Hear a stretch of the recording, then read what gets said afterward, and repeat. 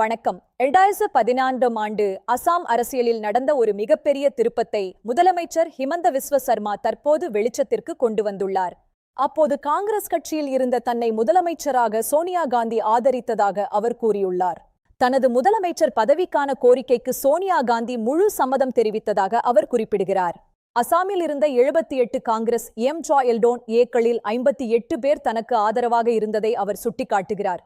இது ஒரு வலுவான பெரும்பான்மை. ஆனால் அதே நேரத்தில் அமெரிக்காவில் இருந்த ராகுல் காந்தியிடமிருந்து வந்த ஒரு தொலைபேசி அழைப்பு மொத்த சூழ்நிலையையும் மாற்றியது. ராகுல் காந்தி தலையிட்டு சோனியா காந்தியின் முடிவை மாற்றியதாக சர்மா தனது பேட்டியில் தெரிவித்துள்ளார்.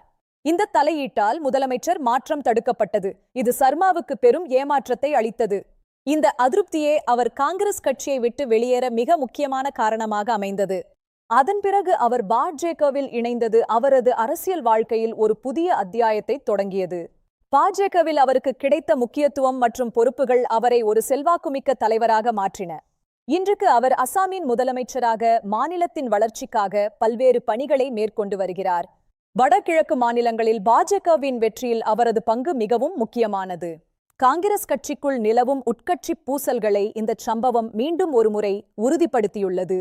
தேசிய ஊடகங்களில் இந்த செய்தி தற்போது பெரும் விவாதத்தை ஏற்படுத்தியுள்ளது. தனது முடிவுகளுக்கு பின்னால் இருந்த உண்மைகளை அவர் மிகவும் வெளிப்படையாக பேசியுள்ளார். 2014ஆம் ஆண்டு நடந்த இந்த தவறு காங்கிரசுக்கு ஒரு மிகப்பெரிய இழப்பாக கருதப்படுகிறது. இந்த தகவல்கள் குறித்து மக்கள் மத்தியில் பல்வேறு கருத்துக்கள் எழுந்து வருகின்றன. அசாம் மாநில அரசியலில் இது ஒரு நீடித்த தாக்கத்தை ஏற்படுத்தும் என்பதில் ஐயமில்லை. ராகுல் காந்தி மற்றும் ஹிமந்த விஸ்வ சர்மா இடையிலான அரசியல் அணுகுமுறையை இது தெளிவாக காட்டுகிறது.